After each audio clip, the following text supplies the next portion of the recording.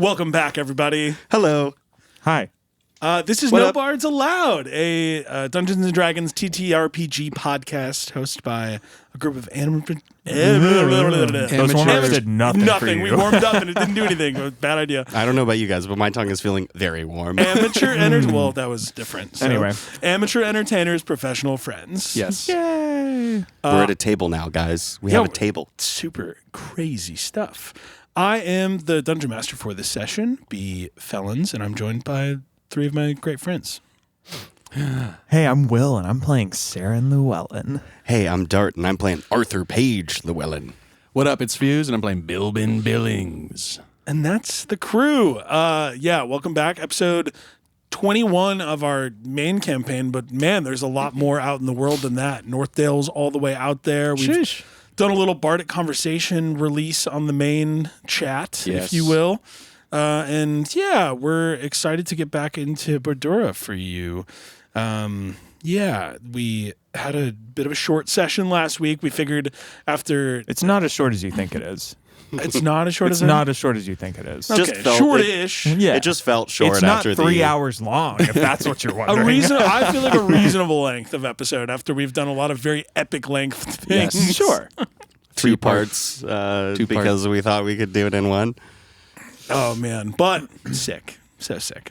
Hell yeah. Does anyone have any stuff they want to chat about before we get back into the game? Now I want to play. Just kill us already, man. Hey, and I might. Billben will be resurrected as a phoenix. You're going to eat that apple into the microphone all day, Dart? We're doing Apple ASMR today. Oh, my God. That's awful. We already did ranch water opening. So ASMR. wet. So wet and crunchy. It's really absolutely fucking terrible. Oh, my God. Oh, no. We got to cut this. I'm going to die on camera. What camera? What camera? There's always a camera by the in my way, barn. there's a camera now. There's not. There's not. Okay, I am done eating things now. Don't worry. If you guys want to hear more ASMR apple eating from Dart, subscribe to Patreon. Also, if you want to see us play this and donate a camera, please. We might just donate a camera. Hey, we'll take it and we'll figure it out. Yeah, GoPros only though. So yeah, we need 4 GoPros, please. I want to get have you ever seen the guy on Instagram Reels and TikTok that just loves trains and he wears that like fisheye lens? What if we just all wore like fisheye lens cameras and just had shots of like us looking at each other while we played? Just like VR POV. You can just switch from player to player and see what they're looking at. Be pretty funny. All right. Well, without further ado, Seren, I would love for you to read a recap of last week's session. Let's begin.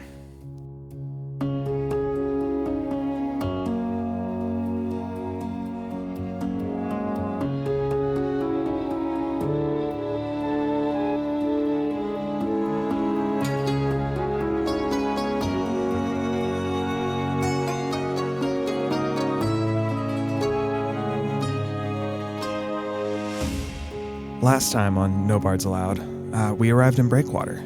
The Fey Father's teleportation circle delivered us to the top of a lighthouse on the north side of the city, and from there we made our way into town to get our bearings. We got off to a rough start, with Arthur using one of the canals as a foot soaker, while Billben nearly drowned himself after being pickpocketed by a young tabaxi that we did clock walking into an orphanage a little later. After grabbing some delicious food from a diner called The Galley, we made our way to meet Terenth Glaive at her tincture shop. She left a sign that she was out foraging, so we made our way to Divinity's Edge. As we neared the end of the land and approached the sea, we heard a beautiful humming on the breeze. Feeling uneasy, we prepared ourselves for a fight, which was good, because when we cleared the shoreline, we saw an elven woman walking towards 3 monstrous-looking creatures in the distance. And that's where we pick up. You've all walked out onto Divinity's Edge. You're about 45 feet away from this rocky beach that goes off into the sea. There's one very sturdy looking harpy with almost like a makeshift leather looking armor floating above in the center, with 2 other harpies 15 feet on either side crawling up the rocks as you see this elven woman slowly making their way towards them. we rolled initiative at the beginning of last episode. We had some really good initiative rolls from some of the crew here.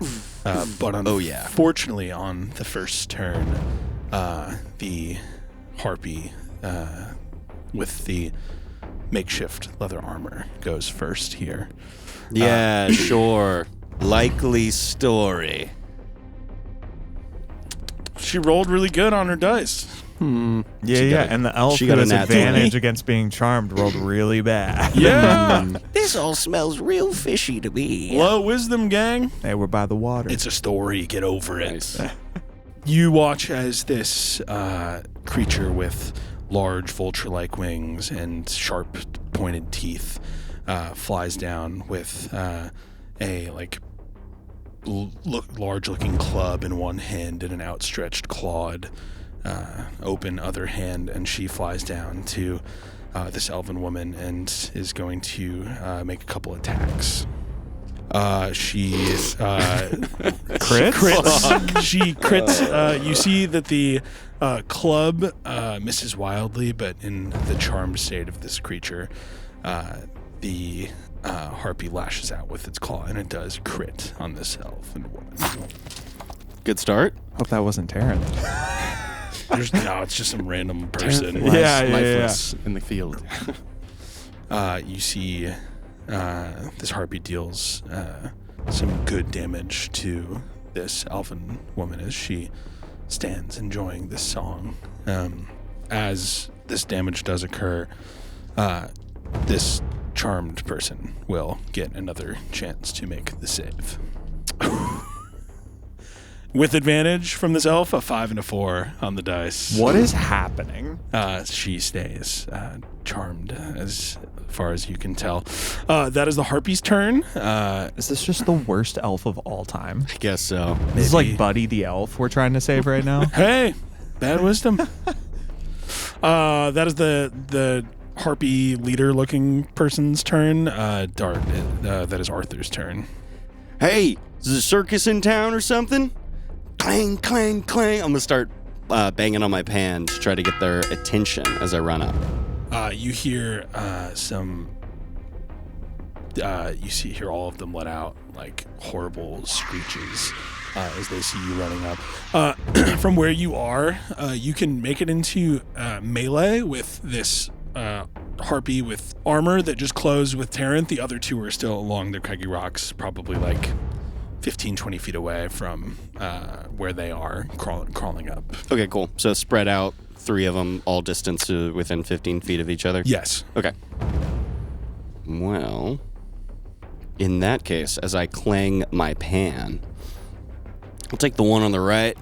Clang, clang, clang. The pan starts reverberating heavily as I cast Shatter on the 2 of them to try to catch the one in the middle with the heavy armor and the one on the right. I need con saves. Con saves? Con saves. All right. That is a 15. Saves. And from the main, and then only a 12 from the other, the one on the shore. Fails. That'll be 16 points of thunder. Ooh, nice. For the failure. Cool. How'd that feel? Failure takes 16. Does it deal half damage to the... Yes. Great. God, that pan gets loud. Years of seasoning. Awesome. Any bonus action from you? Oh, yeah. Great. You better back off, you hear? This ain't your town. It's not mine either, but, we're here now, so... Okay, good talk. I'm going to bonus action Quickening Spell, Lightning Lure on the big, juicy harpy in the center. Get over here. Awesome. So you're trying to basically pull... what's the... How far away did you like stay put and then cast that? I would have moved up a little bit, but trying to basically pull it away from Terrence in this moment. So, Lightning Lure, I would be within 15 feet of the main harpy. Cool. They have to succeed on a strength save. Let's see how they do. Potentially pulled towards me. It's a 12 for the... That fails. Let's go. They'll get pulled 10 feet towards me. Heck yeah. Any damage associated with that spell? Only if they get within 5 feet of me. So I'm going to make them get within 5 feet of me. Cool, yeah, totally possible. So you move up like 15 feet and pull this harpy close. 8 lightning damage. Nice. Let's go. That's great. Yow! Zap. She lets out another horrid scream as she is pulled towards you. Awesome. Anything else on your turn? I just need to double check what the Feywild Shard does again to see if I want to use it right now. I think you could trigger Wild Magic Surge since you used... I believe that the Feywild Shard will begin to glow, but nothing will happen unless... Nope, nothing happens. Cool. That's it for me. Did you roll... you cast 2 leveled spells, though. I cast 1 leveled spell. One leveled but spell? 1 evocation cantrip. Great, yeah, let's get another one. Nope. Okay, cool. Awesome turn. After that, Billben, that's to you. Billben sees this lightning damage flutter around this harpy, and Billben pulls out his axe and goes, "Harpy? More like harp shit," and then runs and boom, just goes and Yeah, you tell him, Billben. does a massive slash with his great axe, his red great axe. Let's go. Roll some attacks for me. Yes. Or roll an attack for Yes, me. an attack. Oh. Does a 15 hit? On the main harpy? Also, I would remind you, you are blessed. Oh, yes. I'm sorry. Yeah, just to, as a reminder, who cast Bless before the combat? I cast You Bless. cast Bless. Yes. Did anyone else cast any spells before we got into combat? Okay, Nah. cool. All right. How does a 16 fare? 16 will hit. I rolled a 1 with that before. Hey, every little bit counts. Cool. Then we're gonna go and roll some damage. 8 slashing. 8 slashing. Awesome. You drive your axe head into this harpy's arm and slash into her, and she screeches out as her other harpies call out in response, giving a command. Anything else on your turn? Just a note, because I have the slasher feat, if I do slashing damage, target is reduced speed by 10 until the start of my next turn. Cool. Very cool. That is the only thing. But no, I will keep my bonus action. Awesome. All right. And that's on the main one, right? Yeah, I went for the main one. Cool, the one cool. that just did all the one that Cool. dart attacks, Yeah, right? yeah. That was the same one? Mm-hmm. Yeah. Yep, the main one. The juicy one. The big super juicy one. Electric, juicy one. Yeah. With the voluptuous harpy. Okay. All right. As you strike into this harpy, the other 2 harpies along the rocks take to the air and start to fly in. They look horrifying, but out of their mouths comes a beautiful sounding melody similar to the one you heard before. I need 2 wisdom saving throws from everybody. Bless will count for both of these. Now, Arthur, you also have advantage on both of these rolls. Cool. From your species. Yes. 2 wisdom saving. Mm-hmm. With Bless. I've got a dirty 20 and then a 10. Wait, is Great. Bless a D6 or 4? Sorry. Bless is a D4. Lowers a 15. Lowers a 15. Billben, how'd you do? I rolled a 19 and a 3. All right. Sorry, that is actually -1 on both of those, so 18 and a 2. Great. Were both of your second ones, or were both your second saves the ones that failed? Yes. Yes. Okay, Correct. cool.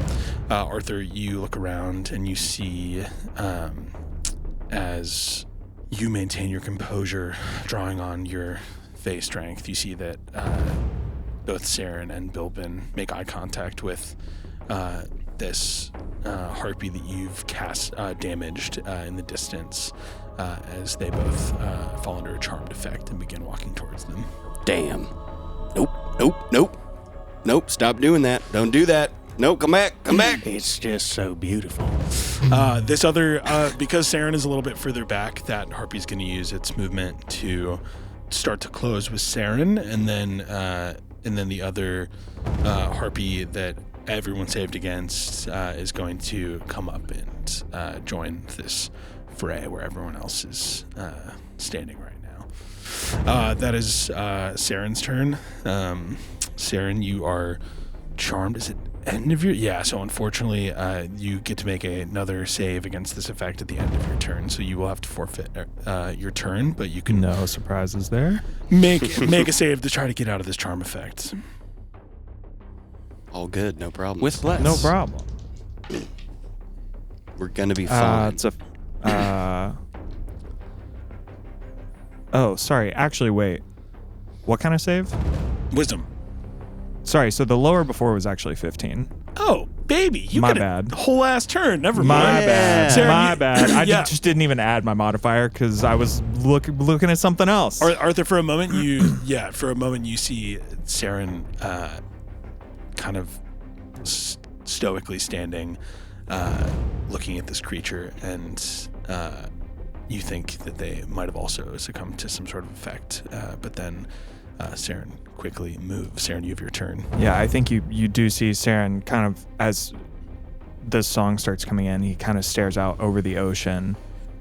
And I think you probably in that moment remember that Seren's home is across this body of water. But Seren shakes it off quickly and I think is going to run straight up to this harpy that's been attacking Terranth. Great. And I'm going to just smack it with my quarterstaff. Sweet. Try just so to. you know, because you saved on that other harpy, they're all basically closing in this big group. One flying towards Terranth and one flying towards Billben right now. Cool. Okay, cool. Yeah, I'm going to swing on the one on Terranth because Cool. I do believe Terranth is the most damaged looking at this point in Great. time. 22 to hit. Yeah. That'll hit. That's what I'm talking Great. Oh, Yeah. sorry. Harpy cast Mega Shield. I want to homebrew that so bad, but it shouldn't exist. It's so stupid. Unique New York. Yeah, you see Seren runs up, this staff in hand, which I don't think I've described it in a while, this wooden staff, and then at the top it has like what look like antlers that have grown almost in like the shape of like a gnarled hand, but he takes it, and as Cool. he's running up, he just jams the butt of it up kind of under the jaw of this creature, attempting to push it back. It's hard as hell. Incredible. That's a 1 on the D8 for 4 bludgeoning damage. Perfect. Hey. That'll do. And then I'm going to use my bonus action, look over at Terranth and say, "Are you all right?" And I'm going to do a healing word Nice. Sweet. on Terranth. Perfect. That's 7 points back to Terranth. Very nice. Oh. Still charmed. She doesn't react to your healing, but you do see that the gash across her shoulder seems to heal magically a little bit as she regains some hit points. Yeah, I'll hold my staff up sort of defensively and get ready for a fight. Back to the top of the order, Harpy Leader, seeing that Arthur, you have come up into pulled it towards you. It is going to and taken it away from its prey. You are going to take a couple attacks right now. Yeah, come here. Get over here. Leave that woman alone. That is a... I'll shield. You will shield. Your shield... Look at his face and be like, nope. I'm a shield. I don't know. I don't know what you rolled. Unfortunately, with a nat 20. Sure. I'm sure. And then, Still gonna do it. The lower is a 14. No. Or sorry, I'm a 17. I forgot to add the modifier. But Because with of shield, no. Yeah. No, let's go. Awesome. Hell yeah. Okay, you are still going to take a No. wild magic surge? No. Nat 1. All right, let me roll this damage first, and then you roll, and then we'll pull up that And field I'm magic going to find my chart. D4. All right. Is this how many wild magic surges have we had? I think This only is- one I think other this one, is right? the second second. one. Yes. Because the But this first is- one is the reason that Arthur can't get drunk for Yeah. 12 more days. Arthur, you are going to take 16 points of slashing damage from that crit. Jesus. Wow. They're critting. She's All right, she's I take crit it twice. back. Stop focusing on me. Come on, baby. That is a 14. All right, let me pull up the chart. Or Will, do you have it on I'm hand? pulling it up right now. Will, I kind of like just letting you do the wild magic chart. I think I'm gonna let you have it. Sorry, you said a 14? 14. What does 14. it do? Is it a fireball on yourself? Oh, God. Are we all sheep? Oh, God. Do we all morph? You cast confusion centered on yourself. Ooh, God. Cool. Sounds. What's the save DC? Is it mine? Wait. Oh, in a 10-foot radius sphere centered on a point, you choose. On the point you choose. Well, for- this is base spell. So, 10-foot radius sphere. So that I believe that would be you, me, and this main harpy. Oh wait, And also I think I might be Billben caught. and I think Probably- you're all in it, I think it's actually. every single You're- person. I think that's it's all everyone in- except Terran. Taranth is not in there. These are the other. I'm gonna say that the harpy that has Billben charmed right now is out of it, unfortunately, because they're flying towards Taranth. But this other harpy will be caught in this confusion as well. Okay. So Wild. Oh no. Everybody, I guess, then needs to make wisdom saves, Wisdom saves. including Damn it. myself. yeah, cool. you're all blessed. Yeah. All right. all right, wisdom saves. Yeah, roll with bless. Is this? Fuse. Oh, No problem. dude, big problem. I think this is a charmed effect, right? It's an enchantment. yeah, so they have to I would roll think a D. So I think I get advantage on this.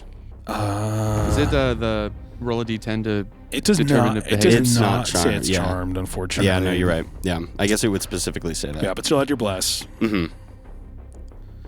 Wild magic Wild magic. makes things crazy. Oh no. I get a 10.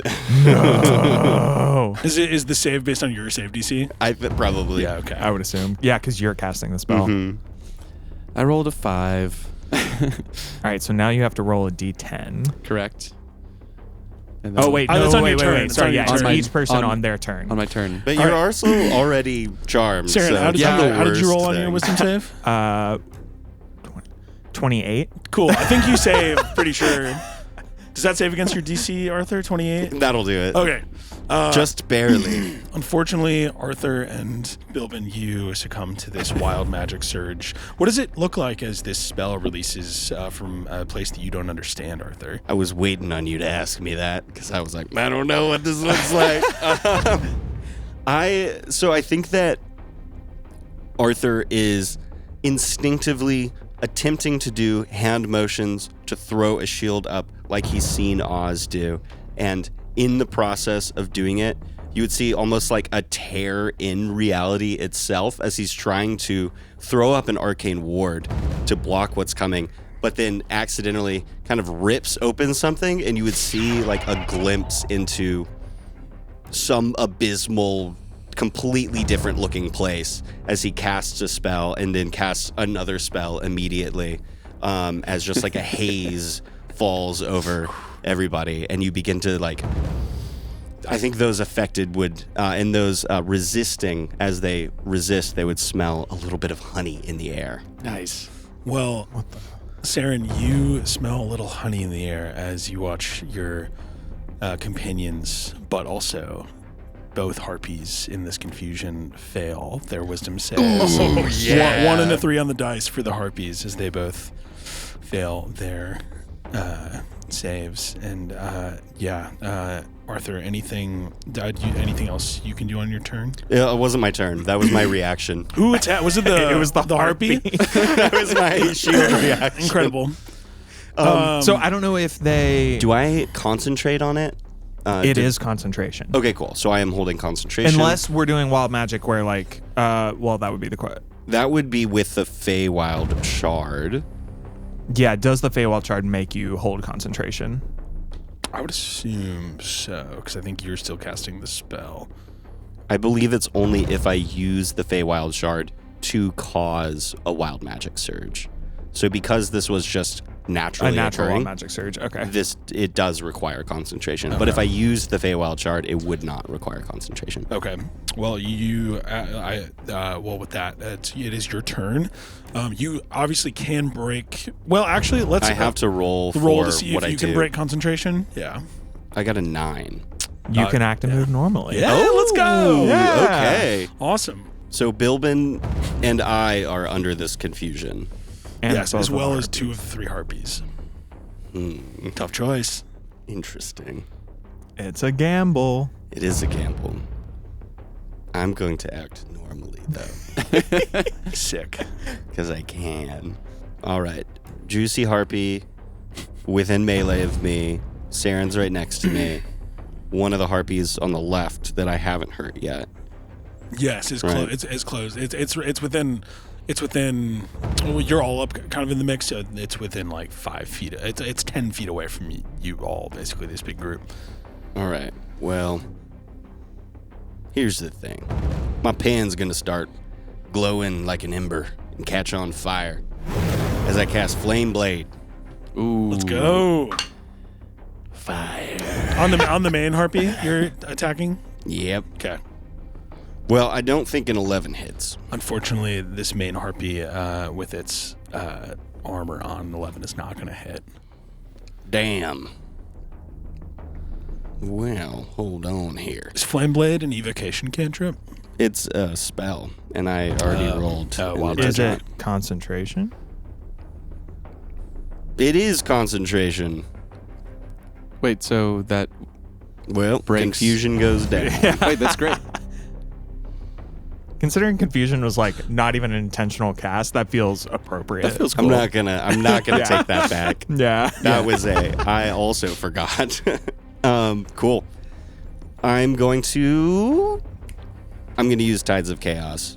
It says I can gain advantage. Would you allow me to Yeah, of course. do just a re-roll? Absolutely. Okay, cool. That was a 12. 12 will unfortunately not hit it. as Yeah. well. God damn. Cool, I got one higher. Well, that's it.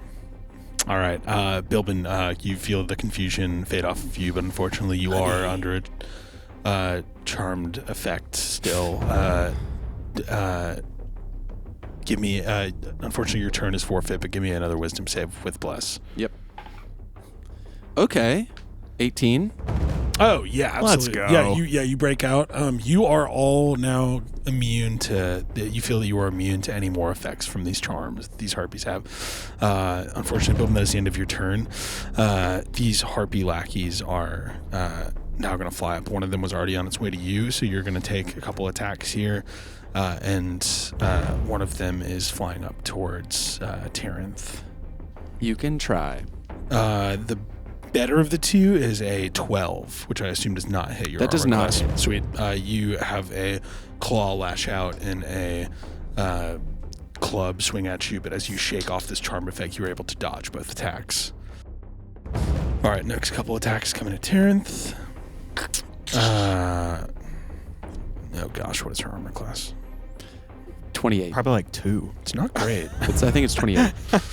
You do watch as both, even charmed, this harpy is not. Well, I wonder if would they be incapacitated? So would they have advantage? Incapacitated shouldn't give advantage. So yeah, they miss twice on Terenth as well. Sick. That's the harpy's turn. That gets down to Terenth, who gets another chance to save here. Terenth just saves from this effect as you watch this elven woman come to, and you hear, "What's going on here? What is this?" Harpies. Oh God! At the 12 o'clock, 3 o'clock, they're all over. They're trying to kill you. Get Get back out to of the, here. Get back to the tree line. All right. I will. That's the end of her turn. Seren, that's you. Man, I'm gonna. I'm in melee. Sorry, with the big one with the armor, right? Yes. And then, am I in melee with anybody else? You're 10 feet. The other one is actually the other one now would have closed. Y'all are all in kind of one big cluster. The one that flew up to attack Billben, you're kind of like all like in this big horde right now. So you could get to either of them in theory. How hurt does the big one look? It looks injured but not bloodied yet. Great. I think as it's facing down Arthur, I'm going to kind of just ball my fist and jam my fist into its side. I'm going to cast a 2nd level Inflict Wounds. Sweet. Yes. Is it an attack roll? It is an attack roll. Necrotic damage. Nice. Oh, man, it's going to be close. 18. 18 will hit. Let's go. It's gonna be close. 18. Well, I saw the 9 and then I was like, oh, but that's a 4 on the bless. Oh, Like, okay. Okay, 18. Perfect. And then Inflict Wounds at 2nd level is 4d10. Jesus. Haha. Oh yeah. Haha. DM. Haha, DM. We're all friends here, by the way. No, not anymore. Not after this. That's 17 necrotic damage Let's go. on this armored harpy. What does it look like as you cast Inflict Wounds? Yeah, as Seren like balls up his fist and jams it into this harpy's side, I think there's not like a flash, but like a soft glow that seems to like almost leave Seren's forearm and just enter the body of this harpy. And I think you see it just sort of like twist its body to the side, kind of feeling that pain come in, but not feeling it as like an outside wound. It hurts like an inside wound. You watch this harpy convulse, and even as it feels this pain inside, you see that the trickling out of wounds it's taken from Arthur already. Its blood starts to seep out of its pores as it looks like your inflict wounds like thins its blood and like fucks up other things inside of its body as this thing looks very injured now. Incredible. Anything else? I do not have bonus action economy in this moment, so I'm going to just be ready to keep wailing. Okay, excellent. You see the harpy leader looking injured and seeing that they've not gotten a chance to charm anymore is going to take a couple swings at you now, Seren. Sure. Shield. Nice. Dude, it crit again. This thing is fucking Damn crazy. it, Jesus. And an 18 for the My second AC is attack? 20 with shield. Damn. Nice. I can't believe I've crit fucking 3 times with this thing. All right. She's just built different. Apparently. These harpies, man. Someone had to put on the armor. She took up the mantle. You take 15 points of slashing damage. You do see, though, as this harpy does seems to not feel like it's now lost its window to subdue this prey, not knowing that there were going to be more people coming to help. It does try to it takes to the sky and it calls out to its other harpies and does try to flee. So anyone, all 3 of you are in melee. If anyone wants to try to I need to make a concentration check on Bless. Okay. Get on out of here. Get. Oh, nope, Bless drops. Bless drops. Okay. Anyone as well. Anyone, yeah. Any of you can make a opportunity attack. 17. 17 will hit. Yeah, Billben definitely tries as well. Does he succeed? That's 14 points of fire damage. Billben, before you even take your opportunity attack, you watch this. Tell me how it ends for this harpy leader, Arthur. Exactly 14 hit points left. Ooh. Yeah. Let's go. I think just seeing this is like Seren and Arthur like back to back, just like fighting this one right now. Seeing that awesome jab and the inflict wounds. Good hit, Seren. No, you're not getting away this time. Not. Yeah, we fought before. This time, you're not getting away. Dave in flashbacks. They're flying away. I'm just gonna try to like jump up and 2-hand over the head, smack her legs as she's trying to fly away, and it'll just light her on fire. Cool. As she's flying up, gets like 60 feet up before she just burns to a crisp. Sick. Icarus style, baby. Hell yeah, that's awesome. All right, that's going to be the end of that harpy's turn now that you watch as it alights in flame and falls back to the ground as it is charred. Arthur, that is now your turn. You have one more harpy next to you. It looks like these other 2 harpy are thinking about fleeing as well. Cool. I'll look to the one close to me as the burning body falls to the ground, and I'll just like turn and lock eyes with her. All right, come on. And I'll go and try to hit her with my pan. 10. 10 unfortunately misses. Cool. No problem. Anything else on your turn? No, that's All right, it. Cool. Billben, that's you. So there's 2 harpies left. 2, yeah, 1 right in melee with you. Perfect. Looks undamaged, the one that's near y'all right now. What about the other one? It's injured. You would potentially take an opportunity attack if you try to get to the other one, though. Let me just go after the one that's in front of me, even though they're trying to flee. Okay. So I'll wind up my great axe. Does a 17 hit? 17 will hit. Let's freaking go. Damn it, I hate harpies. And I wind up. You can almost see his muscles almost like if you're twisting like a piece of metal and you can see it like buckling. Which one does all the time. Yeah. You know what I mean? And you just see like his muscles buckle, and then releases a great axe blow straight to this harpy. Let's go. Yeah, so damage-wise, 5. Cool. Slashing. I rolled a 1. I'm Let's go. 12. Bummer.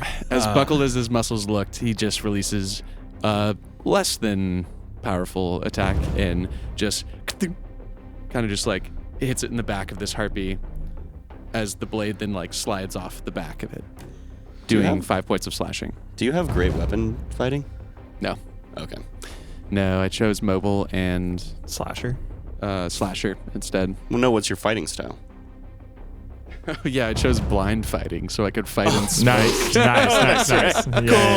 That feels appropriate. That feels very appropriate. That was a about role that. play. Yeah, I like element, that. Which Good also, to know. Honestly, good to know. I'm fighting sick. Blind fighting is very cool. Yeah.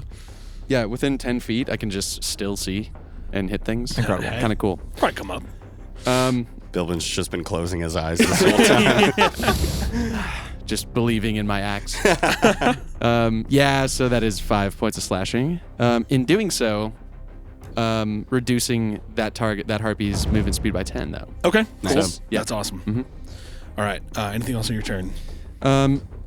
Terrenth looks pretty okay, right? She for like an older elven woman that's also like not wearing any like visible like armor or anything like that. She looks pretty sturdy. Like she didn't look even after that big hit. Like she didn't even look bloodied or anything like that. Cool. I was debating a sanctuary cast, but I feel like we're probably good. That would then end my turn. Okay, cool. It looks like these harpy lackeys are gonna flee, but before they do, the one nearest you is gonna Opportunity attack you. attack. It's gonna hit you first after you just made contact with it, and then the other one is gonna take a couple swipes at Terrenth before it tries to flee. Gotta beat a 16. So, do they leave my opportunity range then? This one will. The one That's going for after it's Terrenth? attacking first. The one that's Oh, this you one- came th- up to yes, melee the- with the one that I'm in melee with? Yeah, you're all okay. up with the three of you are all with one of the harpies, and the other one is 10 feet away, just with Terrenth. Oh, okay. All right. Yeah, those are both gonna hit. It's a 22 and a 20 to hit. Yeah, that hits. All right. First attack with its claws is gonna deal. That's big. 9 points of slashing damage. Easy. Second attack with the club is only gonna deal 3 points of bludgeoning damage. I take it all. There you go. Yeah, you do. That harpy is going to actually let me roll the attacks on Terrenth first for this other harpy. That one is going to hit both times as well on These Terrenth. harpies are so good. Yeah, I'm rolling I want pretty to roll well. like a harpy. Yeah, who hired these harpies? Billben becomes a harpy after this fight. And go into the character creator and just... Hey, we got a Yeah. mirror in camp, right? Where we can just... Billben shows back up with feathers and wings. He just starts squawking one day. He stopped talking. He didn't make no sense no more. This thing gets a couple good hits in on Terrenth. She looks she's injured obviously, but still looking pretty sturdy, honestly. Cool. As they both try to flee. Yes, the first one. So yeah, one is flying away from opportunity attack range from y'all. Does anyone use their reaction? Oh, yeah. Definitely. Do not have my reaction. What do you shielded after your turn. That's right. 24. Hits. Yeah. 16. Hits. Sorry, 18. Hits. 12 fire. 12 fire. Flame pan. And we're looking at 9 slashing. Now, does this thing go down? It does not go down. Can I... It looks bloody as it. I'm going to expend a spell slot and fuck this thing up with a smite. You're going to stack a smite on there? Yes. Okay. Jesus Christ. Because Billben was pissed. It looks bloodied. It doesn't necessarily look on death's door yet, but it is bloodied. It's also only you reduced his movement speed, so it's only going to be able to get about 30 feet away in the air. Just so you all know. Perfect. I can fly 30 feet. Perfect. Yes, opportunity attack. After getting hit, Billben swings, hits for that 9 slashing, and then you see as almost like 2 molecules just colliding. Once that blade hits the back of this harpy, boom, this massive radiant explosion happens for 11 radiant damage. Nice. You get it as close as it can be to death without going down as this thing flies. Damn it. One hobbled way, away. 30 feet away in the air, is trying to flee still. We're taking this thing out. Who has range? I will throw this axe if I have to as an improvised Into the weapon. ocean. Start shooting skeet. You watch as this other harpy flees Terrence range. You hear her say, "Oh, no, you don't." And as it tries to flee, you see glowing energy forming in her hand as she launches a spell up at this thing as it tries to leave her threatened area. Oh, she's got feats. Interesting. She will hit this Yeah. harpy. Not for, only for 2 points of damage. She doesn't do a lot, but hits it with No problem. her reaction. And then it gets to her turn, and she says to you and says, "Best to not let monsters run around these shores." You watch her, dark energy goes around her as she, bonus action, casts a spell on this creature, and then conjures another, using her action, conjures another one of the same cantrips you just saw release from her hand. 10 points of damage, and some of it looks... give me Arcana checks, anyone who'd like to. I would. I'll do I it don't. I'll do it for the hell of it. I'll do it for the hell of it, too. Ooh. Oh, my gosh. It's a 17 for Seren. Just a 7. Cool. A 4 for Billben. Seren, On brand. Seren, you would notice that it looks like a very similar type of spell energy to that. This part of that damage looks very similar to that inflict wounds that you just shot into the creature before. Damage type? Damage type. Oh, okay. Not like the same kind of spell. Not the same kind of spell. It looks like whatever whatever spell that she put on this creature dealt some necrotic damage. Seren, that's to you. Wait, did the harpy fall? That harpy is also flying away still. They both look very hurt. Dang. The one you hit looks like it's just on death's door, and the other one I looks see. She's going after the other one. very bloodied as well. Saren's seeing this very much as a classic predator and prey scenario. He's feeling very circle of life about it, and I don't think I understand why we survived. We scared him off. I don't know if I really understand why we need to kill him off. So I think hesitantly he's going to just conjure a little ball of flame in his hand and kind of look over at Terrence, who's just staring down this flaying harpy. I'm gonna cast Produce Flame, and then I'm gonna throw it at the harpy that Terrence was attacking. Cool. Very half-heartedly. That was a 7 to hit. That will not do it. I think just careens past this harpy. And Yeah, you said Terrence looks okay health-wise. Yeah, she's injured. She's hurt for sure. Yeah. She's taking some hits, but Yeah, I think Seren then just holds his bonus action and starts just kind of looking around the shore to see, if this scuffle has caught the attention of anyone else in Divinity's Edge, or if there's anything else sneaking up on us at this moment. Y'all are so far out on Divinity's Edge that like you saw people as you like came through, but at like where you are now, it looks less trodden and Very secluded. Okay. Terrence looks to you and says, "Nice try, kid. You'll get him next time." Sure. All right. That is up to Arthur now that the main harpy died. Arthur, Cool. I'll raise my pan, looking at the one that Billben just hit that we were attacking. Line it up. Nah. You're annoying the hell out of me. Try to shoot a firebolt at it. Let's go. 14? 14 will hit. Yeah. I mean, yeah, minimum damage. Yeah. I don't know what it says. Yeah, it's enough. Perfect. Yeah, you lob a firebolt from your hand, take out this other harpy. Billben, it's to you. The other harpy is probably like 50 feet away from you. Do you have any range? Not really. Would you say there's like a rock nearby? Give me an investigation check. Okay. Call it DC 10. Oh. I mean, I rolled a 12 on the die, so investigation, that is a 11. Yeah. Hey, you find a little rock. Okay. I pick up this rock and kind of like toss it a little bit and go, this'll do nicely. And I just wind up and just... Picture a rat. Picture a rat, Billben. I picture a rat-sized target on the back, just like almost like if a rat's hanging on the back of this harpy. We're on a bridge. And I close my left eye.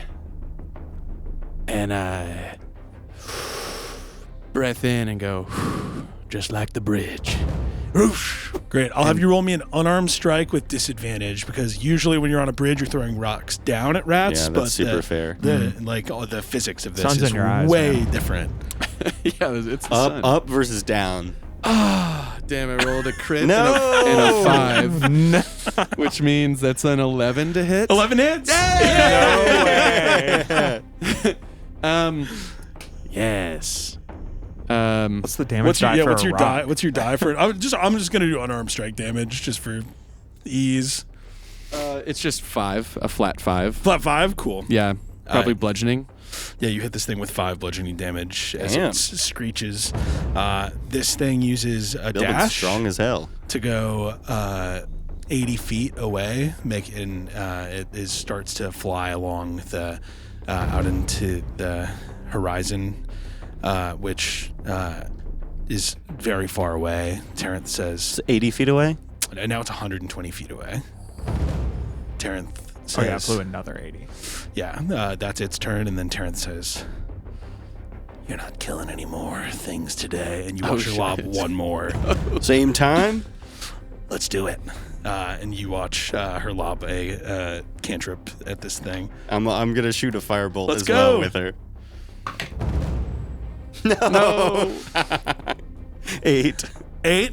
8 will miss. You watch your firebolt whiz by as this she lobs this powerful blast of energy at this creature and makes contact with its back. And you watch it fall out of the sky, dropping into the sea off the edge of Divinity's Edge as we leave initiative. Let's go. We got them all. Nice. Nice work. God. Heck yeah. How's everyone looking? Great. I feel fine. Cool. Well, I mean, I'm fine. not technically great, but I'm Sure. fine. Cool. You all come out of initiative, and this now standing in front of you, you see an elven woman wearing just a blouse tucked into like gardening pants with sturdy looking boots and like some like gloves. She's just got a bag of looks like mushrooms and some moss and some other things draped over her shoulder. She walks up to you and says, "Well, thank you all so much for helping me get out of that one. It could have been a tight bind with just me fighting those 3. I juggle toss my pan a few times as it's still on fire. Ooh, Hey, sorry. Hey. Son, be careful with that. It extinguishes. Ooh. Hey there. Hello. What were you? How'd you get in? What happened? Do you remember what happened? I should have known better than to come this far out by myself. There's harpies all over the edges of this damn thing, but some of the ingredients I needed for my shop were further out on Divinity's Edge, and so I made my way out. And next thing I knew, I was under a charm condition, unfortunately. So you think at my age I'd be able to avoid things like that, but here we are. Hey, charms get us all every now and then. Yeah, no kidding. I'm Arthur Paige Llewelyn, by the way. It's good to meet you. She gives you an inquisitive look. Okay. You're Terrenth, right? That's my name. Oh, you're Terrenth. From Terrence Tinctures, yeah? And you're Arthur. Yeah, I'm looking for you. Not in like a weird menacing way or anything. Yeah, I was waiting for the day when one of Paige's family would come try to find me. Nice to meet you. Good to Insight meet you. check. Insight check. Roll insight. That feels weirdly ominous. You killed my sister, What didn't kind you? of beef? Yeah. What'd you do to her? 22 insight. Do I perceive like that comment as like she thinks Arthur's going to be a problem? You perceive that comment as, here's the facts that you've all learned in your travels so far before you even met Terrenth. Arthur, are you rolling insight as well? Okay. Here's what you remember learning just from talking to P. Forrest, which wasn't a lot, but what you remember is he said that like so many decades ago that he remembers Paige being with this Terrenth person and a long time ago, one day showing up and she was no longer there. Based on talking to Arthur too, you know that he's the first person in his family to leave where he's from and forever. So it's been probably the better part of a century since this woman saw Paige, based on the timeline that you at least had heard.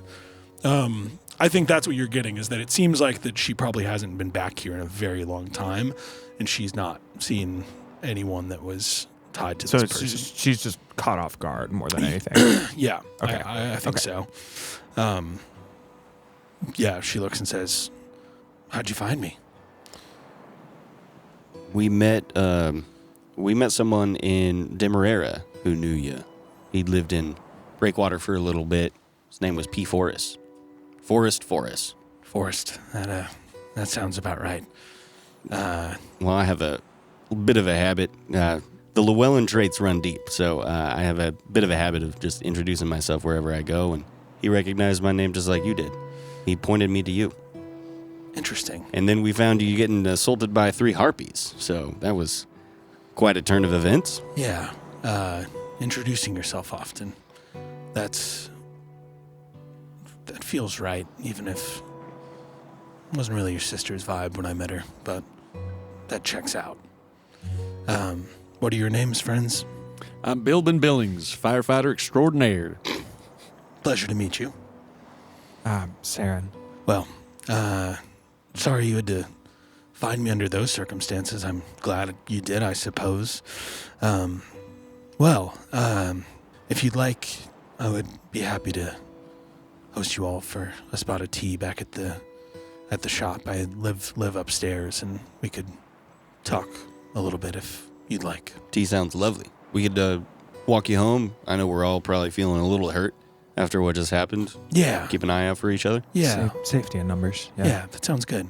Yeah, you need anything? You need a snack or anything? I know you got banged up there. I got some granola. Sure. I always have a snack on me. I love granola. Here you go. Get those calories up. All right. Follow me. We'll head back. She leads you back along Divinity's Edge. She, not super talkative on the walk. Thank God. Walks pretty quietly. Yeah, does anyone chat or talk about anything on the walk headed back to Divinity's Edge? Well, so how long has it been since you saw Paige?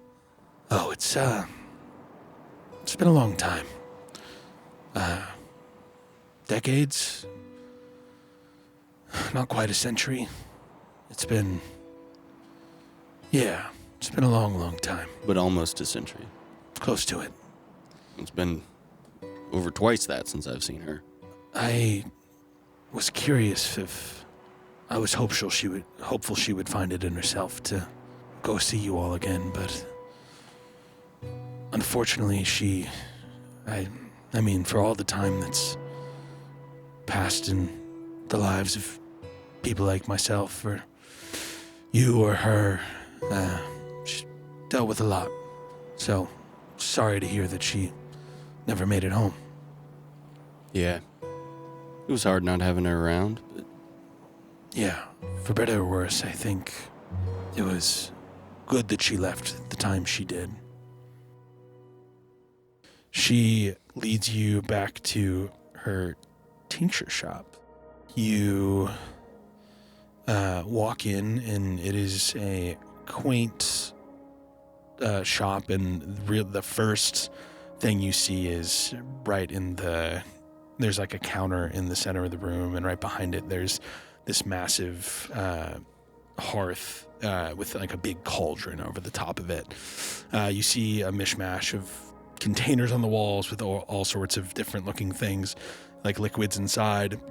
There's also jars and containers of like flora and fauna of the region, some minerals, all sorts of random little things. Some looking like the things that you saw at the top of her bag she carried with her, and some that look like things you've never seen before. Yeah, there's, as it says on the door, it looks like different potions and tinctures and things of that sort kind of lining the walls. And yeah, it looks kempt in an unkempt way, if that makes sense. She leads you through the shop, not taking the time to show you anything, and behind a just like ornate tapestry hanging on the wall, she moves it aside, and there's a little staircase up to the top floor. She leads you up. She says as you walk up, yeah, better to not have people that come in here know that I'm right above it all the time, every night. So fancy. Try to keep a little privacy. Yeah. You walk into, it leads right up into a small kitchen area with there's like a little reading nook, living room type thing looking, and like a little coffee table with 4 seats. You see some decorations on the walls. There's a interesting little desk in the corner. 4 seats exactly. Yeah. That feels like a pretty common number of seats. Curious. I don't know. and something is fishy afoot. about this. And then a little hallway down to the back. She snaps her fingers by the stovetop, and a little fire starts, and she begins to brew some tea for you. Billben does a quick flinch at the fire, but calms himself. You all right, son? Oh yeah, just yes, yeah, I'm all right. Yep. Mm-hmm. All right. We can. It's easier to, even iced tea, you kind of need a heat source in order to. Listen, fire, it just startled me. It's nothing to worry about. Okay. Nope. I'm good though. Try to keep it at a minimum. Yeah. It's a personal thing. Yeah, that understood. Yep. Mm-hmm. She brews some tea. You make yourselves cozy at this little kitchenette table, and she brings over these nice little teacups and sits down and says, "So, what are you all doing in Breakwater?"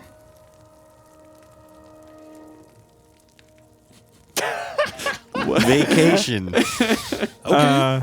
Interesting. Just visiting. Yeah. Yeah, they wanted to follow me because I was like, hey, I'm going on a big give me deception trip, checks. a family trip. Yeah, give me deception checks just to... 23. 5. 13. She says... Seren looks so... I think, first of all, Seren looks really uncomfortable in this. I think this, in my mind, this is a very, like, efficient, like, small, like, cramped space almost. I think, like, going through the shop downstairs where it's not, like, cluttered, but, like, just that, like, busy, like, fluid kind of like that. I think Seren like probably hits his head coming up the stairs, and like in this space just feels, because Seren's like 6'4". I think Seren just feels very claustrophobic Sure. and just is sitting very uncomfortably in the space. You look, even as she talks to you and like asks you a question about why you're here, she has kind of like a 1,000-yard stare a little bit, and even though she's listening, but it sounds like it's in like her focus is a little away from you all in this moment, and so it doesn't seem like she clocks much of anything. I think Arthur also tries to command that a little bit more as he notices their uncomfort. Not generally being the one to be like, we're doing this, we're doing that, because he's been along for the ride. Yeah, they're following me here because I'm looking for my sister, and met these boys back in Dublin, and they wanted to come along. That's the only reason we're here. Lovely. Took a long time for us to get from Demerara to Breakwater, and New Samaritan. We've been a lot of places. It's quite a journey you've been on. It's good to... It's been a long time since I've done any sort of travel, but it's always better to travel in groups, so it's good you found good companions to travel with as you've ventured out into the world. Welcome to our city. There's plenty to do here. Lots of fine eateries and bars and a casino and churches, if that's your thing. There's all sorts of things here. The beaches are beautiful. A little past where we just were, there's some beautiful sandy beaches. The rocks kind of give way to some really nice outdoor areas. And Divinity's Edge is a very beautiful piece of natural formation around here. So did it seem like she was running from something? Yes. Sorry, Arthur has been like kind of jittery standing, just like, I'm sorry, I've had questions in my head for over 200 years. Sorry, yeah. I'm sorry, I'm on edge. I apologize, that was rude of me. No, you're more than welcome to. You caught me off guard. I've been trying to gather myself since you all saved me. Yeah, I know. It's been quite a whirlwind here. Was your sister trying to run from something? Sort of. She had lived a lot of life between when she left you all and even found me. She had dealt with a lot. Some things she was willing to talk about, some things she was not, but she seemed to be a fairly haunted young woman.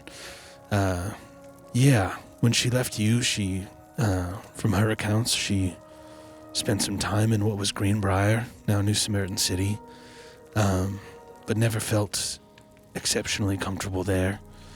And after some time, she traveled north, kind of roamed and lived off the land in between Dublin and the mountains. Traversed that area a lot, frankly. She settled in the north, in the woods near the northern edge of Bordura, and after some time she came. She was having trouble managing some powers that she came into, and she was dealing with some problems where she had settled, and she didn't feel like she was strong enough, her powers, to be able to help deal with the things that she was facing. So, sounds familiar. Anyway, she left. She had found, peace is the wrong word, but she had found a comfortable place for a while, and I think when she left there, she wandered around the cities and towns of Bordura for some time, and eventually she found out about me. We both received certain abilities in terms of... We receive abilities from different things, kind of like a god, or somebody like... something kind of like somebody making a deal with a god or something like that, but it works a little bit differently. And yes, she stayed with me and worked in the shop, and in turn, I let her stay in my spare room and tried to help her hone the powers and make them stronger. How long did she stay with you? A few years. Yeah, we would work on spells and castings and how to concentrate on magic and things like that. And ultimately, by the time that she left me, she had surpassed my abilities. I focus most of my abilities with magic and the likes into tinctures and potions, those sorts of things. So I came about my secondary set of powers, we'll call it, looking for a way to keep myself a little bit safer in situations like you just found me in, frankly. Ways to be able to, as I was out gathering supplies and focusing on growing my shop, being able to protect myself a little bit more. Anyways, she surpassed my abilities, and one day she had received a message about things getting more out of hand near Du Nord, and she left without saying goodbye. What do you mean out of hand? What did she say was going on in Du Nord? She was always a bit cagey about exactly what was happening, but the short version is some sort of monstrosity impacting the city. Monstrosities, if you will. So, Remind me where Du Nord is? Du Nord is all the way on the Due north. north, yeah. It truly is. So, all the way at the northern edge of Bordura is really a big town with very few towns in between.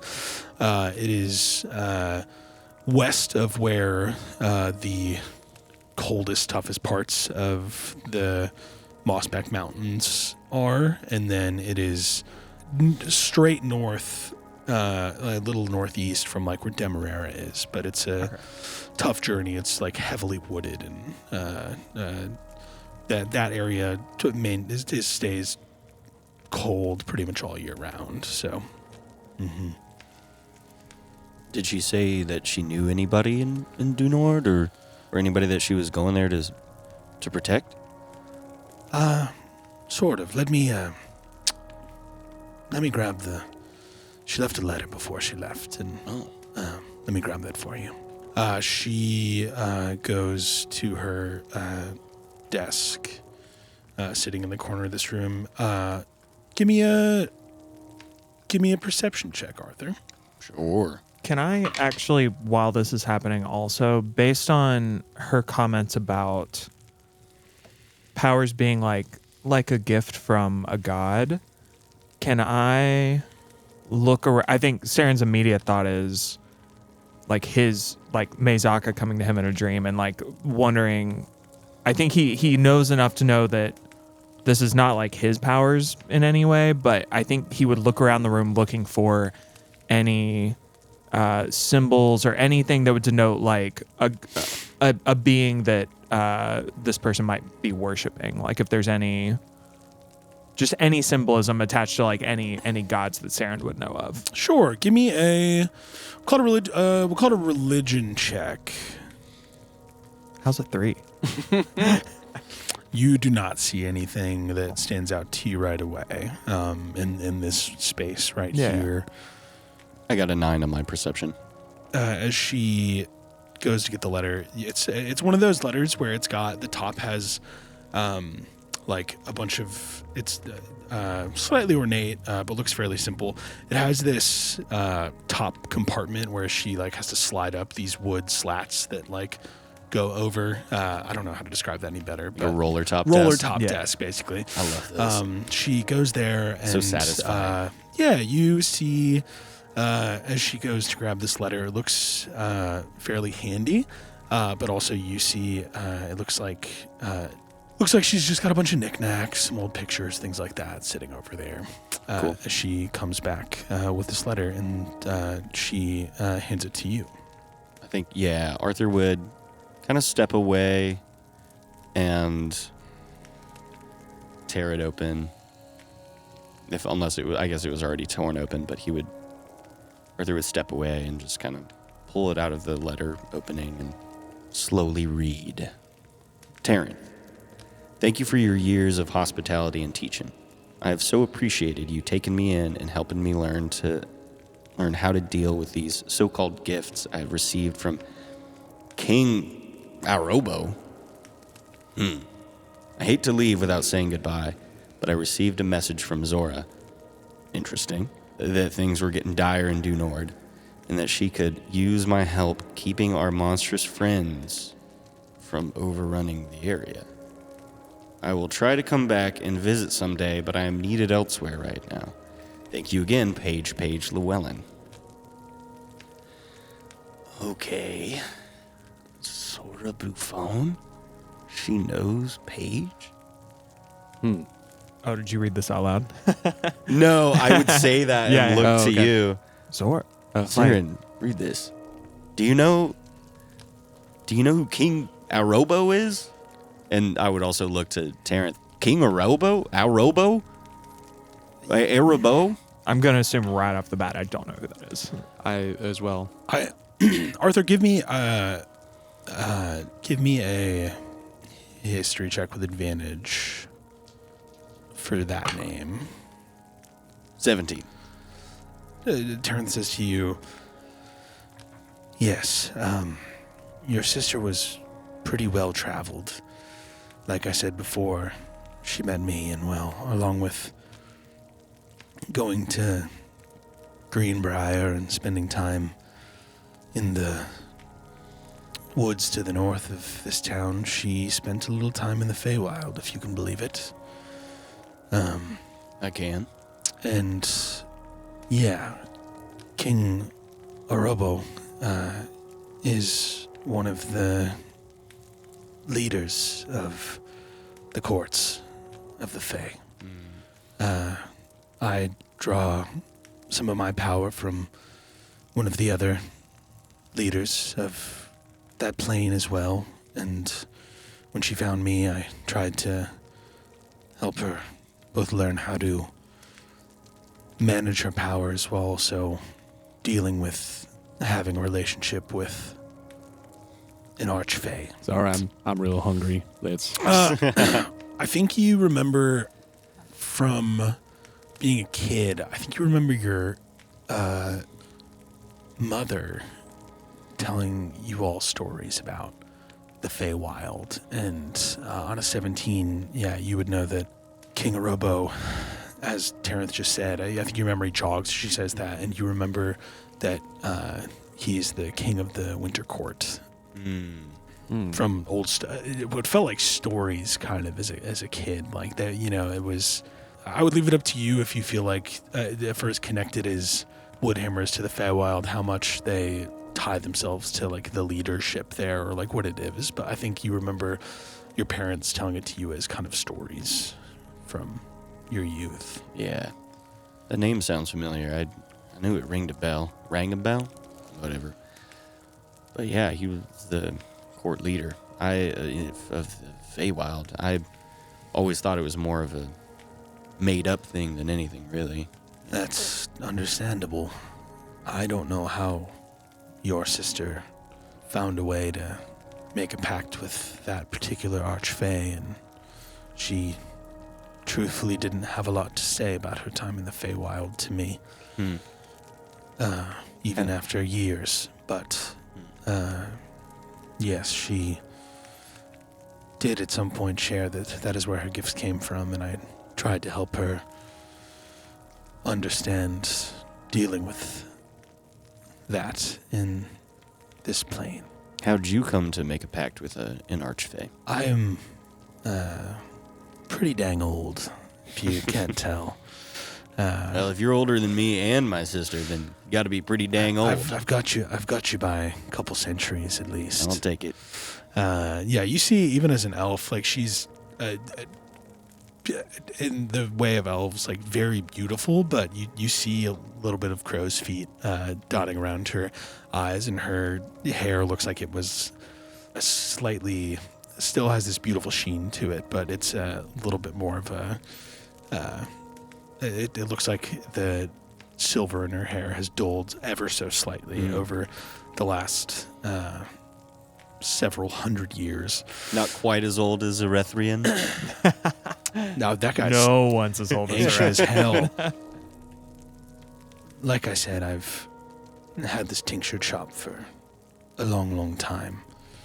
And at a certain point, I knew that I wanted to have a little bit more protection as well. And one way or another, I also found my way to the Feywild, calling on some old elven friends, and found my way to the Summer Court, which is a little bit more friendly when it comes to people visiting from the material plane. It's a little bit easier to get around and get back out, frankly.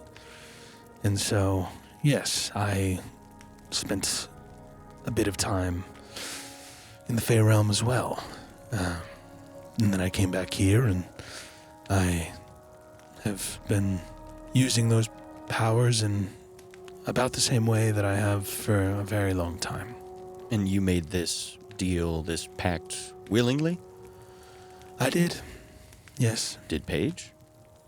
If I'm being honest, I'm not 100% certain if it was all willing. I think she was dealing with other things before she found the Feywild, and I think the so-called demons she felt like she was dealing with in her life. I think she felt like powers from any power would be helpful. So she always told me that she took them willingly. Who knows what the truth of the story is. Like I said, your sister didn't carry herself in the same way that you do.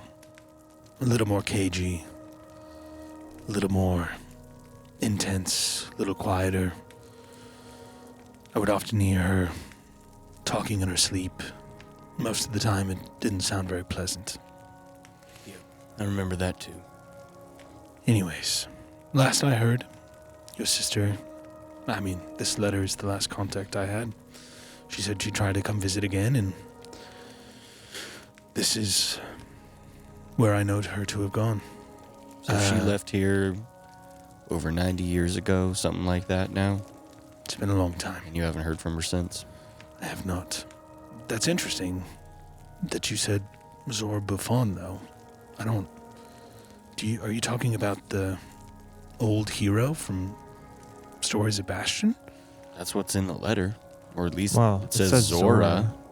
Is Zora like a common, given that that's like a very well-known person in the history of this region? I might even direct this question to Billben. Like, is Zora a name that is commonly given to children? Like, would it be full, like, is Zora like equivalent to like Matt? Where it's just like there's so many Zoras around? It is certainly not. You think like a legendary hero from hundreds of years ago. Like there were certainly kids named after this great hero, and so it stands to reason that it could be anybody named Zora, but I don't believe in coincidences. I do. That's neither here nor there. Say, you mentioned she would like talk in her sleep. Did you, with all your work with, potions and tinctures, did you, do you have anything for something like that? Fortunately, in all my years of potion making and alchemy, I have things that can help you sleep through the night, not necessarily anything that can help you deal with the nightmares that you have while you close your eyes. Yeah. Can I get anyone any more tea? Oh, yes, please. Thank you. She grabs more tea for you all. I'm happy to answer any more questions you might have about your sister, and I mean, while I know this is probably a lot, I also, for the amount of years that we've all been alive, it's only a short time that I got to spend with her. So I have given you, if I think of anything else that I remember about her, if you have any other questions, please let me know. Otherwise, I'm happy to, you're welcome to stay and have rest for a little while, gather your bearings after we all had a little scrap. Otherwise, I'm going to run down to the shop for a moment and grab a couple things. And if you have any questions about anything else while you're here, I'm happy to try to point you in the right direction as well.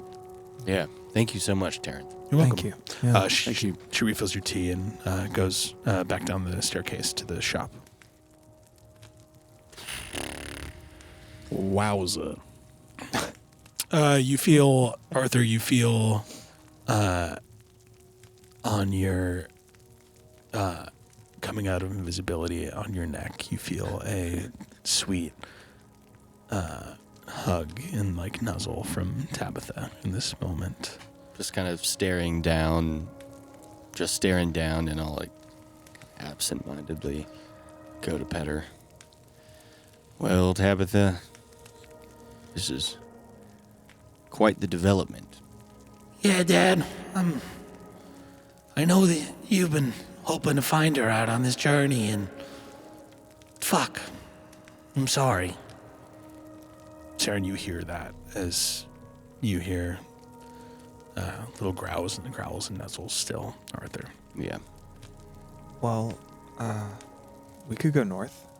Yeah, I guess that's where I guess I'll be headed next. There's no rush, though, obviously, because whenever she got there would have been so long ago. But it's another lead. Well, I think there's, there might be a coven up there. Like I would certainly, helping you find Paige would be reason enough, but I think we have more reason than that. Yeah, and if she has something to do with Zora Buffon, well, Right. That could answer even more questions. I wonder if Zora has any ties to Dunord. I guess Oz had her journal. Well, he gave it to me. Oh. Yeah. Now is as good a time as any, I think, to look through it. I don't know how far he got or if you talked with him about it at all. It's not really my specialty, but maybe there's something in here about Dunord. I'd pull Zora Buffon's journal out. Cool.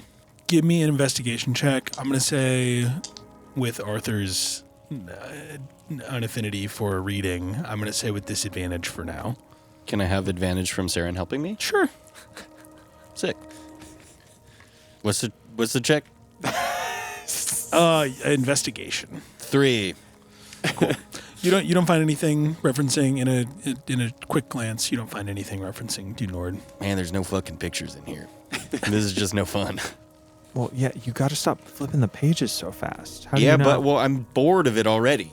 So I'm gonna flip to the next page. Maybe there's something more interesting on there. Hey, we can always take the tactile approach and just head up there. This isn't really my thing. You can revisit this later today and spend a little more time with it. I think just in this moment, I'm very overwhelmed with everything that I've heard and am processing and just not quite even like focusing. It's like reading the same sentence over and over and over again.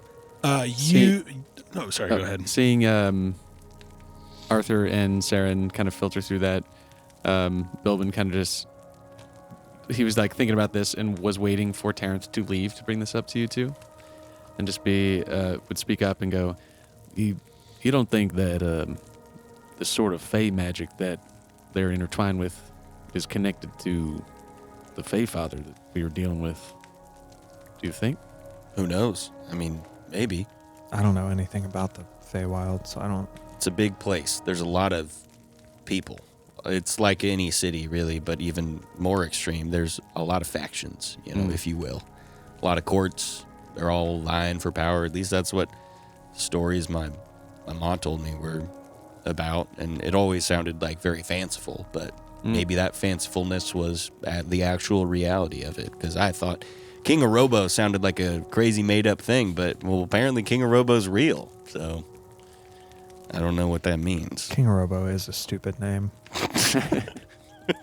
But Fuck you. we do know but we do know that no one can use their real names there, right? Is that how that works? I think it's like a lot of kind of beings, but I think the Feywild's like that, where they're not going to tell you their like real name. Right. They got a lot of different names, I think, that they use for different kind of things, maybe. Which also I thought was just a made up thing that my mom used to tell me, but well. I mean, Braden seemed pretty serious about it, so. Okay. Well, I don't know if we should impose on Terrence too much longer. Terrence comes probably back up not. the stairs. You hear her, and she comes back out of the staircase, and she's carrying some different, like, looking bottles of, like, potions, it looks like. And she says, well, for saving me and for the family of an old friend, the least I can do is give you some inventory. Oh, no. Your hospitality and information has been payment enough, please. It was just right time, right place, right time. Like, I insist. we don't need payment. Hey, I insist. Yeah, what All you right. got over there? Two kinds of people. Terrence?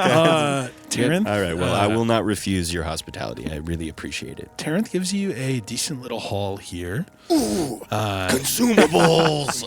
Whoever wants to mark them down can. It's 2 potions of healing, regular style.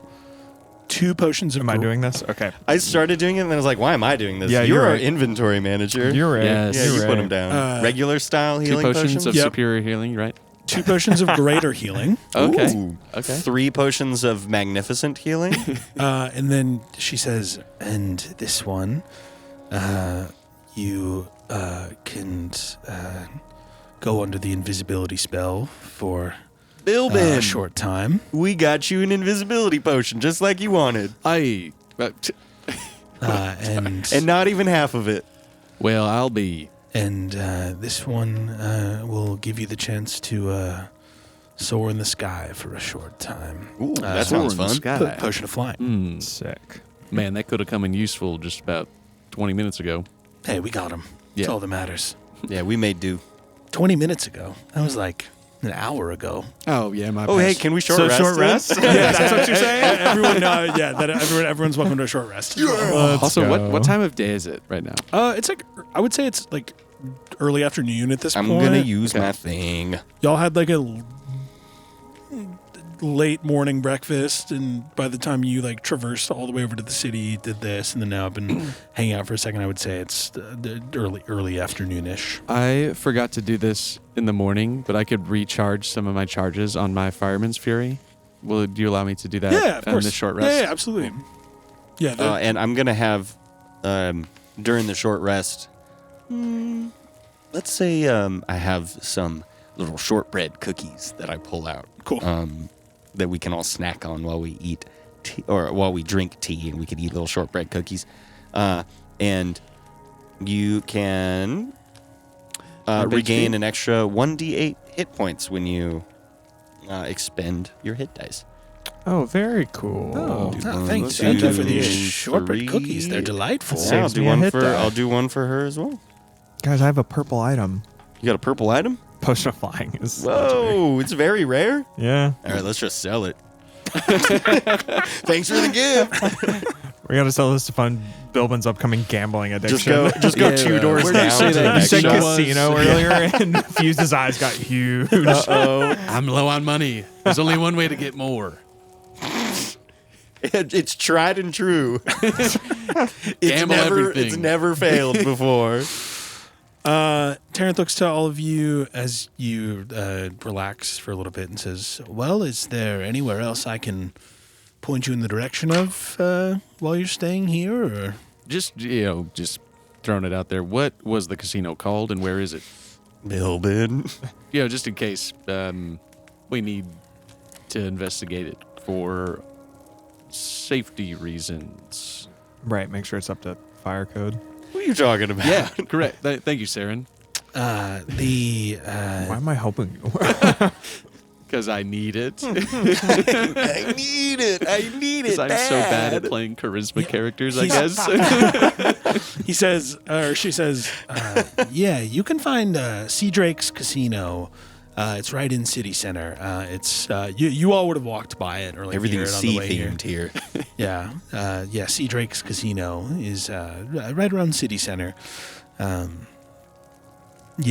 on the edge, near where you start heading out into more of the neighborhoods of town. But yeah, it's more or less straight north from here. All right. Hey, what kind of goodies you pick up today, by the way? You were foraging, right?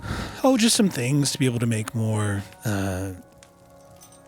potions and tinctures and elixirs and things like that. I picked up some moss, some mushrooms, some shells and stones that I needed, some, all sorts of things out there. Cool. Yeah. I'm just curious. Yep, that was pretty much that was pretty much it. I don't know. I mostly just cook, but what you do is really fascinating to me. I'll probably spend my evening working on some new potions. In fact, let me. She goes into her personal pouch, and she says, "Well, so the things I just gave you are." Those will last forever. If you, for some reason, they'll last. They'll last shelf stable. They'll last forever. They'll them. last as many days until you use them. Oh. However, if you have any other snafus during the day, here's a couple more experimental things that I'm working on. They unfortunately will probably only last the day. They are not exceptionally stable. So I would say if you don't use them today that they might fail to work. But all right, is it like something to eat or like what is it? You see, they're like small little vials with little caps on top of them. I'll drink it. Right away? Yeah. Great. Oh, no. All right. What is it? High or low? High. All right. You doesn't last the day. We got to do it now. Great. For the next 10 minutes, you gain +1 bonus to AC. Perfect. Nice. Yeah, that's pretty good. What's the? I feel beefy. I would. All right. You're welcome to use them I didn't wherever want it they're. to spoil. They're good in a. I usually use them when I get into a pinch, like I was in early. So No, that makes sense. yeah. So Well, I feel strong now. you look stronger. I'll take those. All right. Yeah. Sorry. Could I just ask what's the other potion? She says, "Oh, I've got one more for you as well." No, you don't need to do that. Oh, I insist. I'll take my punishment. It's fine. You get a couple experimental elixirs from her that will last till the end of the day. One of them is an elixir of swiftness. When you drink it, your walking speed will increase by 10 feet for an hour. Cool. And the other one is an elixir of boldness. If you, it gives you a D4 on any attack roll or saving throw for a minute. Cool. Well, I mean, if you're working on stuff later, I don't really know what I'm getting into, but it would be great to, I guess, just chat a little bit more, maybe share some stories, and maybe I could help you out with it. It would be interesting to learn more about what you do. Sure. If you'd like to, if you want to come back a little bit later this evening, I do have a little bit of work that I have some bookkeeping that I need to do right now. Not necessarily something as fun to go over, but yeah, of course. If you would like to come back this evening, I'll be, or tomorrow, I'll be, working on making some potions and trying to flex out some of these elixirs that I've been Yeah, making them long-lasting has been a challenge, but we'll get there eventually. Well, as two long-lasting people, maybe we could figure it out together. I like the sound of that. Because we're both old. That was... Yeah, no, I got it. Okay. Can I promise we'll get out of your hair. Can I ask one more question? Please. Do you know a R. Yanalak? In passing, yes. Do you know where we could find him, maybe? His house is, if you head east out of past Divinity's Edge and hit those sandy beaches, he owns an old cottage out there along the beach. I will warn you that his health has been in decline in the last couple of years, so I don't know what kind of state he will be in when you arrive, but if you want to seek him out, if you head to the beach east of Divinity's Edge, there's a cottage look out for it, but it's got his name on there. Okay, cool. Yeah, I think as Seren's like putting these vials in his pack, he like pulls out Yanalak's book and just holds it up and just a fan of his work. Yeah, I just wanted to ask him about his stories, what parts were true and what weren't. I know him well enough. Tell them I sent you. Tell them I sent you. And, all right. Yeah, feel free to swing by. Check on our Yenalak. Maybe get a little bit of beach time. The beaches are beautiful out past the eastern edge of the city. They're the ones on the northern barring side. a harpy attack. Sure. Yeah, hopefully not another one. Yeah. That sounds like a good way to spend the afternoon, though. Yeah, a little R&R, as we say. R&R. Sure. What's that stand for? Rest and more rest. But that makes sense. Yep. Yeah. Well, Terrence, thank you. Of course. Arthur, I look forward to spending some more time with you while you're in town if you have the time. Yeah, absolutely. You as well, Terrence. I hope you enjoy your vacation here. Thank you. Welcome. Yeah, it's going to be relaxing, for sure. She thinks for a second and says, 1 minute. She walks back over to the desk, and you see her go to a picture frame and some of the knickknacks you saw before, and she removes the back of the picture frame, and she comes back and says, I've had this for a long time, and I think it'd be better off with you. You get it's like a small, like, portrait looking thing almost of Terrence in her, like, similar gardening garb from 100 years ago, basically. Mm-hmm. And then Paige, your sister. The years have worn her a little bit, and she... a small smile, but tired-looking eyes. Would you like to describe Paige the rest of the way? Oh, nice. Fuck you, man. How hot is she, man? All right. Paige Llewelyn, similar in stature to Arthur, would also wear simple farmer's clothes. He's got a plaid flannel on. Although I think that she would wear it under a darker cloak or over like a jacket to kind of hide that more rural clothing. Not a bearded dwarf. She has that soft glimmer to her skin as well. Hair that is pulled back and kind of wispy and looks like it's rarely brushed, but like well taken care of, as she's just one to throw her hair back because there's other things to do. She would wear small little glasses as well, kind of like small square glasses. Yeah, I think that it would be odd for Arthur to see Paige because just as Terrence described her, she would look very stern. And I think that he has maybe a bit of a skewed memory of his sister. Yeah, of and she's older than you remember too. You Mhm. know, this is an older version of your sister than you ever saw. Yeah, I think like him seeing his sister about, maybe just a hair younger than how old he is now. But basically seeing her as his same age, I think is very jarring. And there's a very strong, I think, familial resemblance as well. Just rounder features, larger nose. Yeah. Cool.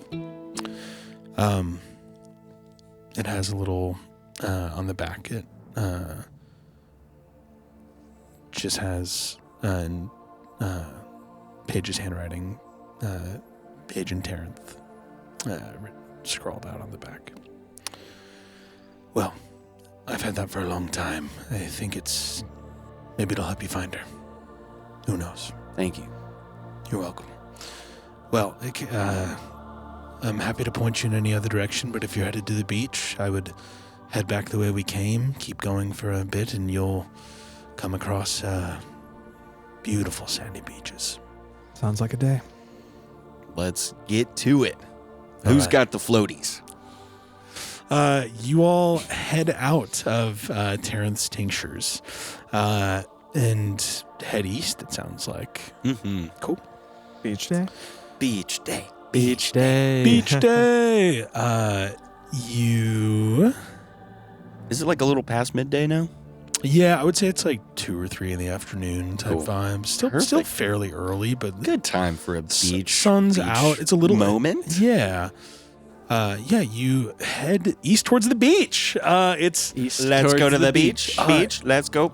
you the rocky edges that run along Divinity's Edge flatten out, and you find yourself on like I said, sunshine. It's partially cloudy, and there's also massive palm trees all over these beaches that provide little pockets of shade as you walk.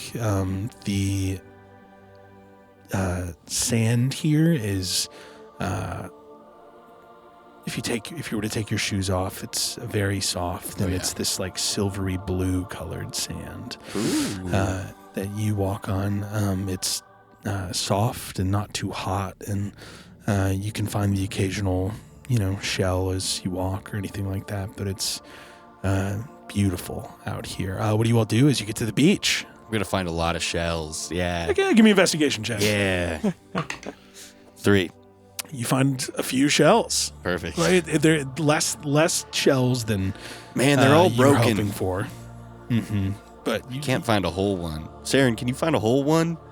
Just want one good, just one perfect shell, Yes, Seren's like pacing down the beach, like hood up on his cloak, like fully just like covering like all his scales, I think. It's like, I mean, I can look, but for all the creatures that make their homes out of those shells, do you think you have a better use for them? Well, if there's one empty that someone's moved along, I don't see why I couldn't make use out of it too. Fair enough. Yeah, I'll do a Cut little. loose, I'll do a Seren, little it's check. nice out here. do a little check. Also, give me a little investigation check, and with advantage since you had directionality. Also, in between that, I wanted to ask if everyone would be comfortable with me. Leveling us up to 5? No. Okay. Damn it! Because yes, we So we close. totally are. I think I was thinking, since we're going to be at the beach and thinking about Arthur, and I would love to give Arthur an item that we bullied Dart for in our Spelljammer campaign. If everyone's cool with it, a pole of angling is what I was thinking of giving Arthur, so that you can do some fishing while you're out here as well. So if you want to add a pole of angling to your inventory, I will let, if you want to describe where Arthur picked that up along his journey, I would love for you to. But I think it would be very fitting if Arthur already had one of these in his inventory. All right, well, let me think about that one. Yeah. Seren, how'd you do? 13. 13. It takes you a little bit. This near part of the beach that you all are on, you don't see anything that quite resembles what you're looking for.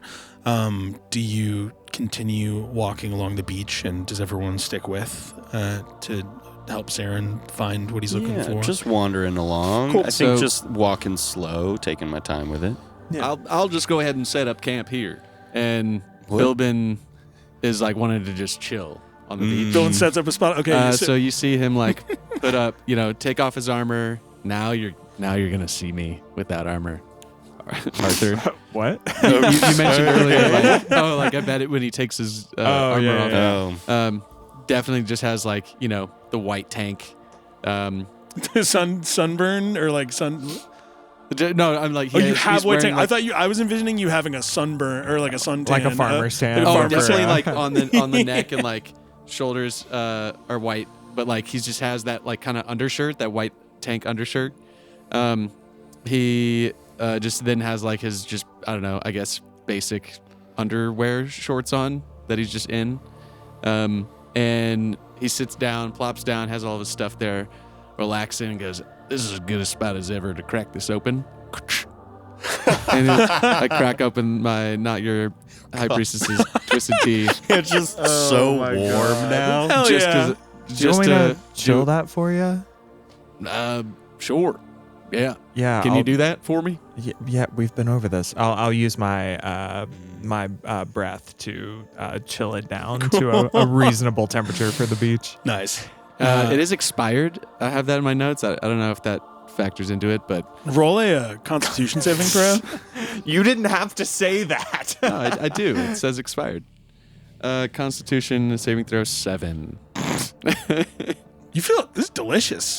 This Hell yeah. this twisted tea is awesome. A little bit of R&R. Rest and more rest. Yeah, you feel great. You kick back, you drink your expired twisted tea on the beach, not your high priestess twisted tea on the beach. Arthur's taken off his flannel at this point and like rolled his pants up to his knees. Nice. He's just gonna start wading out Nice. a little bit, just kind of standing there, looking out at the ocean, taking it all in. You see in the distance, you see like little islands way off in the distance. Nothing. Have you described much of Escaldera to anyone else? Yeah. So it doesn't. They look like very small little islands off in the Like on the skyline. Sandbars more than anything else. Yeah, tiny little spots. I think I would start to like point to some of them and be like, "Seren, you from that Nope. one? No. That one. What No. about that one? No. Off to the right over there. Nope. Which one are you from? Can you see it from here? I don't We're not think far, I can. We're no. not Yeah. far enough along the coastline to be near Escaldera at this point. It's further east. Well, even I though guess we it's- should start swimming then. Yeah, I think Oz is probably closer to Escaldera than we are right now. You all relax, take in the beach a little bit, spend a little time. Eventually, Seren, you make your way further east down the beach. Arthur, I think you tag along a little bit. Billben's going to hold tight. As you get east of where you are, you find scattered along, there's like cottages here and there. You find a little beach cottage. That seems to be a little bit crooked, and there's like salt covered on the shutters and some old shingles on the roof. And on a sign to the left of the front door, you see carved and painted yellow letters with the name Yenalak on this cottage home.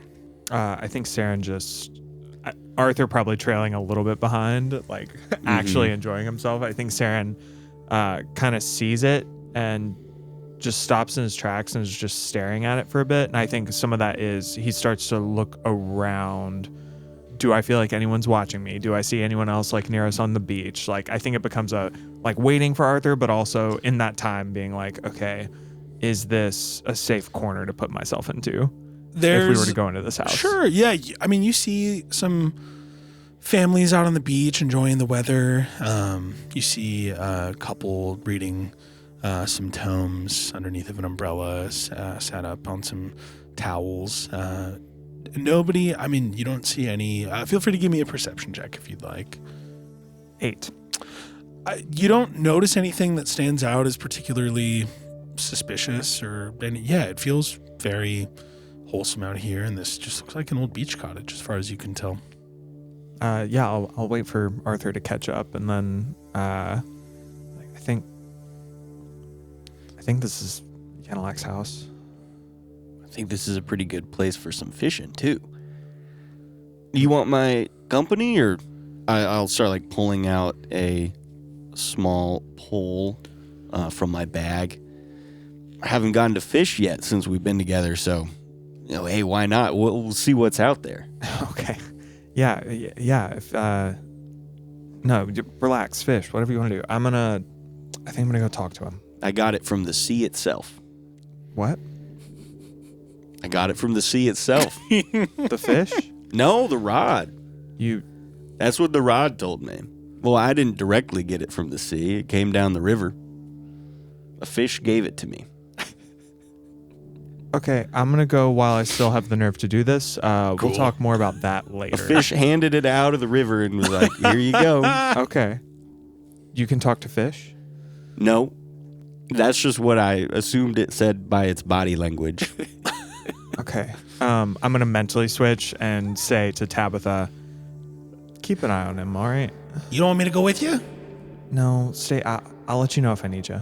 Arthur's gonna light up a joint and then just go wade out into the bank. Try to get to a sandbar so they can get a little bit farther out and start fishing out there. Seren, you hear in your head, oh, fuck, give me that, Dad. Fuck, give me that shit. Hey, hold on. Come Wash here. your hands first. Oh, God damn it.